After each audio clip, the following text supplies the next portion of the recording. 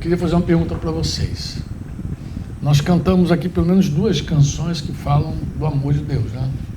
Um que fala que ele, como um bom pastor, deixou os 99, foi nos resgatar, nos encontrar e nos achou. Jogou luz nas trevas, né?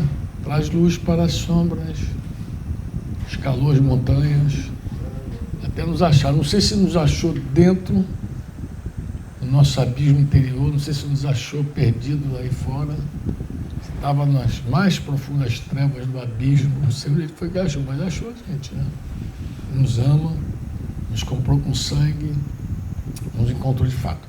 Bem, a segunda canção ela é mais enfática, diz que ele nos ama mesmo, nos ama, e a gente celebra isso. É muito bom toda vez que a gente ouve e crê no amor de Deus. Crê. João diz, nós cremos que Deus nos ama. Você crê nisso, nesse amor? Bem, eu quero até recomendar uns vídeos que eu acho que eu gravei agora em setembro do ano passado aqui em Porta Folha. As mensagens falando sobre esse amor. A largura, a altura, a profundidade desse amor. Foi um tempo assim como esse. Só que no retiro, depois a gente calou o retiro da igreja em Porta Folha. Né? Mas falei um pouco desse amor. E eu queria até te recomendar ao vivo, porque Deus, de verdade, Ele nos ama muito. Amém? Mas a pergunta que Jesus fez para Pedro foi se Pedro o amava. Tu me amas, Pedro? Aí, essa é a pergunta, que não quer calar, né? Que Deus nos ama é um fato, mas a pergunta é, tu me amas? Depois, Jesus também falou para a mulher samaritana que o Pai procura verdadeiros adoradores que o adoram em espírito e em verdade. Eu não sei se você alguma vez já se viu em crise assim, se questionando se você de verdade ama Deus. Por quê? Porque é provável que assim como eu, mais vacilão de todos vocês, em algum momento se veja assim confundido até pelos sentimentos. E aí em algum momento pode pairar aquela sombra de dúvidas e se questionar, será que eu de verdade te amo? Será que eu te amo de verdade? Eu não sei se você já teve essa crise, eu algumas vezes. E eu quero repartir contigo, antes de entrar no tema, como foi que Deus me guiou nesse meu questionamento. Que pode ser a tua dúvida. Então, pode ser a tua dúvida, eu quero cooperar com a tua dúvida mediante as canções que foram ministradas hoje aqui. Que pode ser alguém... Eu sempre... não é sempre a palavra forte, mas de vez em quando eu encontro alguém e quando eu encontro alguém com essa dúvida, em geral, eu vou por esse caminho, as pessoas. Por que a gente tem dúvida, não do amor de Deus? Eu creio que a maioria de nós não duvida do amor de Deus. Eu acho que a gente duvida do nosso amor. Né? Isso mesmo, Alex? Está concordando, né? Então, tu concorda comigo. Não é do amor de Deus que a gente duvida do nosso. Mas como é que isso estabiliza dentro da gente? Eu vou te falar. Primeiro, compreendendo que o amor que Deus espera de nós não é amor da carne. Não é esse amor que hoje ama, amanhã odeia. Não é amor que quer para perto, depois quer para longe. Não é esse amor confuso, atribulado, que traz sofrimento mais do que qualquer outra coisa. Não é esse amor. O amor que a gente dedica a Deus, né, e que é importante, porque Romanos 8, 28 vai dizer que todas as coisas cooperam para o bem daqueles que amam a Deus. Então, quando você ama a Deus, você vê, o maior poder que a gente pode experimentar quando a gente ama a Deus é que a gente pode experimentar que tudo que acontece na nossa vida, de bom ou de ruim, vai convergir de algum jeito para o nosso bem, vai cooperar para o nosso bem de algum jeito. Tudo. E isso está condicionado a 2 verdades. Aqueles que amam a Deus e aqueles que são chamados segundo o seu propósito. Então, Deus, no seu propósito eterno, de nos conformar com Jesus, diz o versículo 29, aquele que nos conheceu de antemão, também nos predestinou para sermos conformes à imagem de seu Filho. Então, né, nessa intenção divina, nesse sonho divino, de nos conformar com Jesus, ele faz com que tudo que acontece na nossa vida, de alguma forma, dê uma lapidada na gente. Para dar a forma de Jesus, conformar com Jesus, conforme a imagem de Jesus, ter a forma de Jesus. Então, o amor de Deus nessa hora, tu vê que como é importante, porque isso acontece quando você ama Deus, e óbvio, ama Deus é chamado segundo o seu plano, o seu propósito original. Mas como é que eu sei que eu amo a Deus? Essa é uma pergunta que eu acho que cabe responder, sim ou não. E aí, quem vai responder para a gente não são nossas emoções, porque as nossas emoções podem estar lá embaixo. Não são os nossos sentimentos que nos respondem essa questão. Não são. Não são. Isso, inclusive, ontem eu ouvi uma canção, vocês cantando a canção, eu não me recordo se eu já ouvi em outro lugar, mas que fala que no meu coração não há espaço para nenhum outro amor. Isso aí, imagina a crise de uma pessoa que vive apaixonada para lá e para cá, por outros, aí fica se vê dividido. Meu Deus do céu, eu amo Jesus, mas também estou apaixonado, aí fica naquela crise absurda, né? Mas como é que de verdade a gente chama a Deus? Deus, ele, em primeiro lugar, ele diz que o amor que nós dedicamos a ele é um amor obediente. Aquele que tem os meus mandamentos e os guarda, esse é o que me ama. Lembra lá de João 14, lembra? Ele diz que o amor que a gente tem por ele é prático. Ele não é, muitas vezes, emocional. Até não dá para ser. Por quê, Franco? Porque obedecer a Deus em vários momentos nos custa muito, é muito doloroso. Em vários aspectos a gente não quer. E a gente não sente legal. O que você sente, por exemplo, quando você tem que perdoar alguém que te machucou? Meu Deus, está sangrando. Como é que vai perdoar alguém que prazer tem nisso? De verdade nenhum. Tu tem dor. Mas aí você vai fazer por causa de Jesus. Estranhamente, teu coração é inclinado a fazer algo por causa de Jesus. E aí quando você faz por causa de Jesus, Jesus lê aquilo como amor. Ele diz assim, você me ama. Se ele pudesse bater um papo contigo e te mostrar o teu amor por ele, ele fatalmente apontaria todos os momentos que você disse não para você e sim para ele. Todos os momentos da tua vida que você disse não para você e sim para ele, você está vendo, você me ama. Você me ama. Outra coisa boa também do relacionamento com o Senhor é que ele não define você pelo ontem. Porque pode ser que ontem você tenha negado ele 3 vezes. Pode ser. Mas ele define você hoje. Tu me amas. É hoje. Tu me amas. É hoje o negócio. Ele sempre nos dá uma nova oportunidade. Ele faz nova todas as coisas. Por quê? Porque Deus também permite que a gente fracasse. Deus não é aquele pai tão zeloso que não quer que o filho fracasse. Nesse sentido, não. Ele às vezes deixa você fracassar. Como foi o caso de Pedro. Para quê? Para você ver que você depende dele. Para você ver que você constrói na areia, ou seja, você ainda confia muito em si mesmo e ainda faz aquela casa na tua própria ideia, no teu conceito, na tua forma.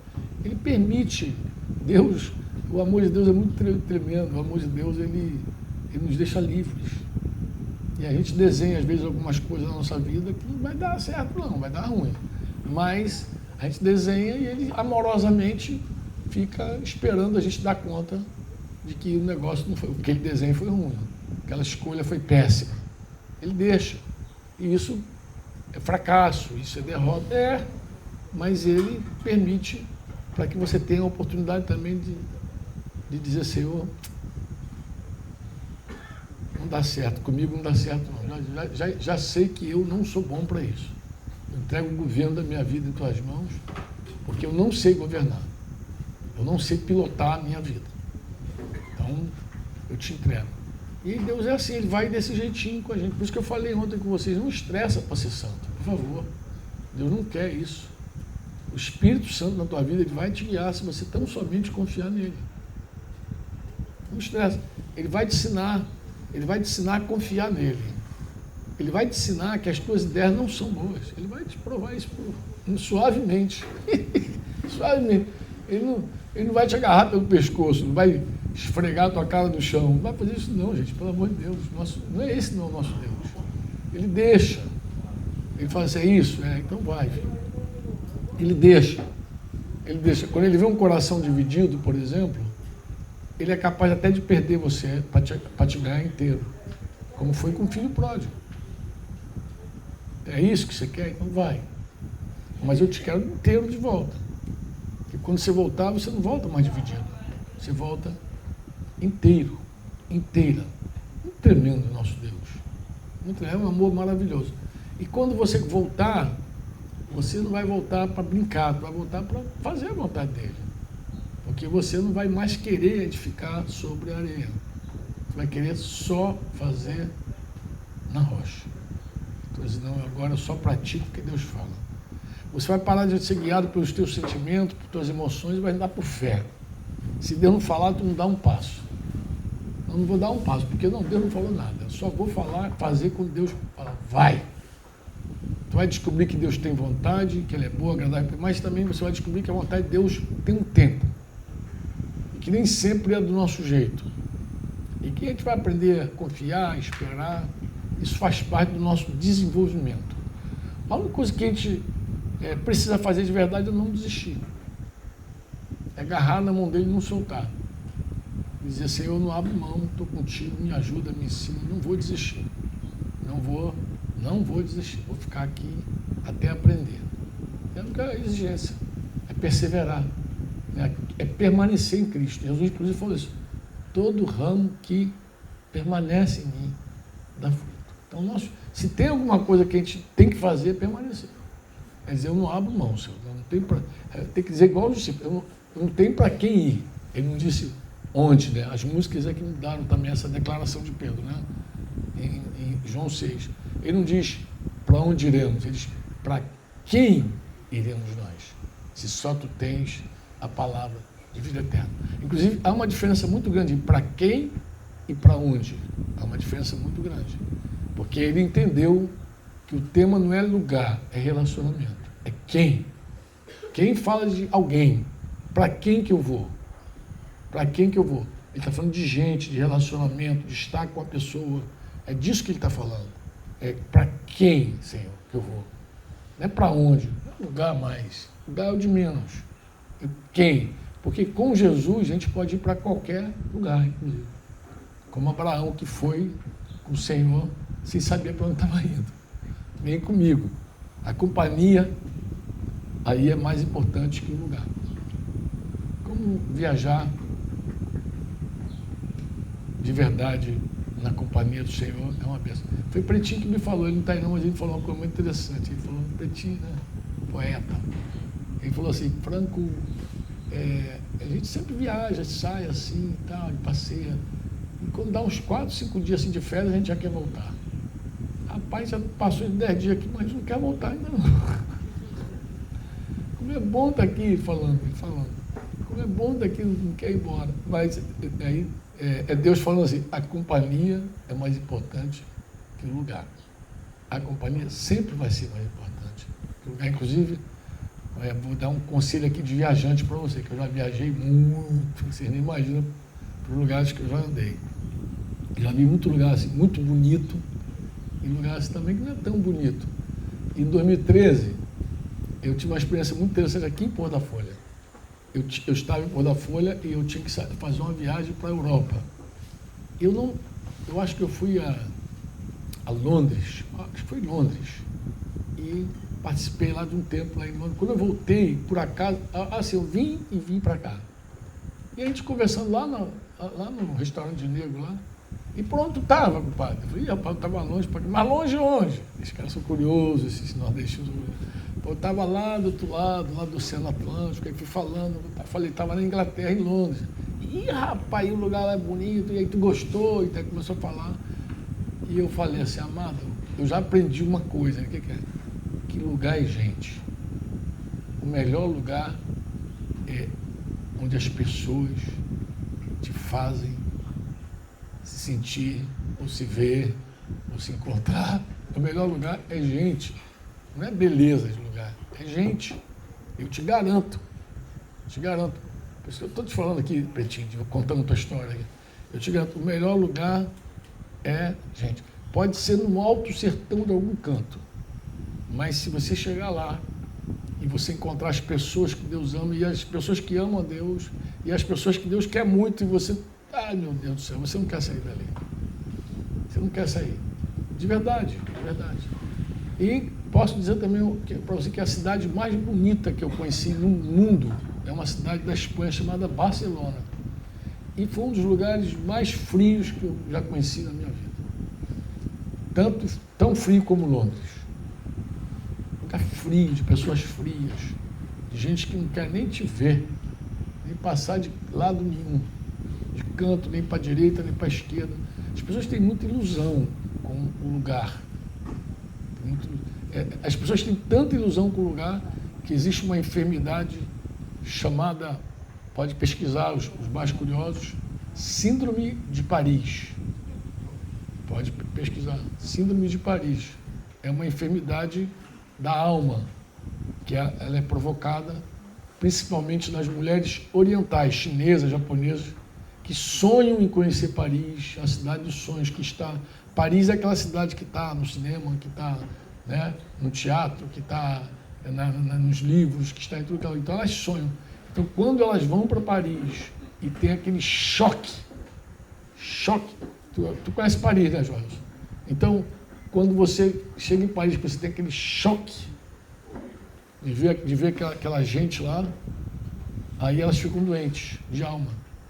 Aí, para essa doença das orientais, eles batizaram de Síndrome de Paris, porque elas simplesmente se frustram profundamente com tudo que elas idealizaram. Porque não é um lugar, gente, é gente. É um lugar. E com o nosso Deus vale a pena estar em qualquer lugar. Se ele falar, me segue, segue. Pode seguir que tu vai se dar bem. Se dá bem. E aí, e nessa caminhada a gente aprende, sim, a amar o Senhor. Desse jeitinho, amar. Ora, os sentimentos. Porque sentimento humano é muito instável. E Deus não espera sentimento. Deus espera a obediência da fé. Amém? Deus espera a obediência da fé. Ele diz para você, hoje, que os que com lágrimas semeiam, com júbilo se farão. Às vezes você sai andando e chorando enquanto você leva a semente.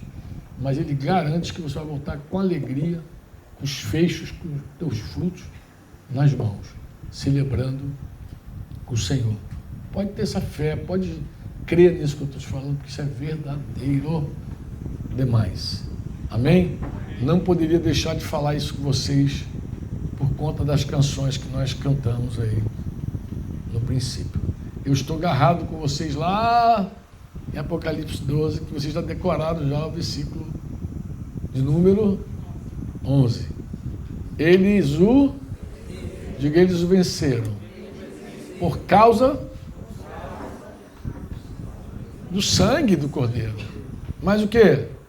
Da palavra do testemunho, e mesmo diante da morte não amaram as suas próprias vidas. Eu falei um pouquinho ontem sobre esse amor humano. Eu gosto de bater nele. Eu gosto de bater no amor humano para que eu mesmo veja, né, como a psique é confusa, né? Eu gosto de uma frase dos irmãos lá de Cabo Frio que diz que de perto ninguém é certo. Como o sentimento humano pode te enroscar muito, muito, muito, né?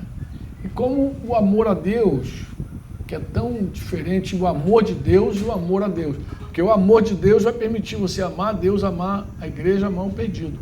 Vai permitir amor para cima, amor para dentro, amor para fora. O amor de Deus é esse poder, né? Que vai permitir você amar.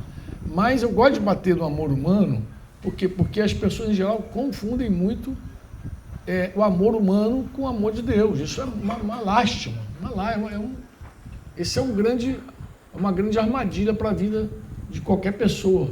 E é claro que ele está falando que esse amor à própria vida ele é um abismo, né? Mas é fácil você renunciar. Eu digo, não é fácil, talvez não seja a palavra, mas é possível você renunciar esse amor humano.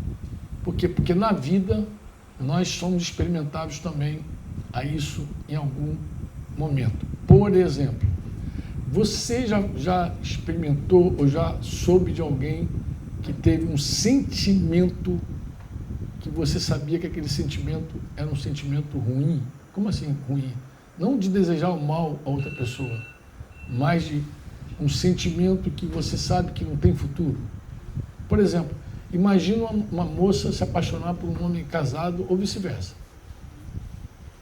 Aí eu estava aconselhando uma moça numa cidade, junto com outros pastores e os pais da moça. Ela estava terrivelmente apaixonada por um homem casado, pai de 2 filhas, um casal de filhos. E ela usou uma frase, durante a nossa conversa, ela usou uma frase assim que eu falei, meu Deus, como essa menina está enganada. Como é que alguém pode cair num sofisma desse, diabólico? E ela falou que chegou à seguinte conclusão. O que a fez se entregar àquele relacionamento? E o cara se aproveitou, obviamente, né? Ele também não perdeu a oportunidade de se aproveitar. Mas o que a fez a se entregar àquele relacionamento? Um pensamento. E o pensamento era o seguinte: eu nunca vou ter esse homem para mim. Esse homem nunca vai ser meu.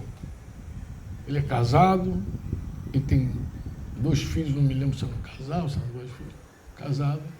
E ele, inclusive, já sinalizou que ele é casado, ele quer a família dele. Então, nunca vou ter esse homem para mim. Mas também nunca serei feliz sem ele. Ó. Doideira, meu irmão. Aí ela acreditava nisso. Eu não sei de onde ela tirou, de que revista ela tirou isso, de que internet ela tirou isso, de que isso. Mas ela chegou a essa conclusão. Ela falou assim, eu nunca terei ele, mas nunca viverei sem ele. Eu falei, minha amada, minha querida, você acredita nisso? E ela falou assim, abrindo o coração dela, o que levou ela para aquele caminho, para aquele cativeiro. Então você vê, claro, em algum momento ela se viu presa àquele homem. Ela começou a ter um sentimento por ele. Mas se ela fosse um pouco mais madura, ela ia lutar contra aquele sentimento. Ia ver que aquele sentimento não era um sentimento de Deus na vida dela, era uma coisa maligna, era um laço.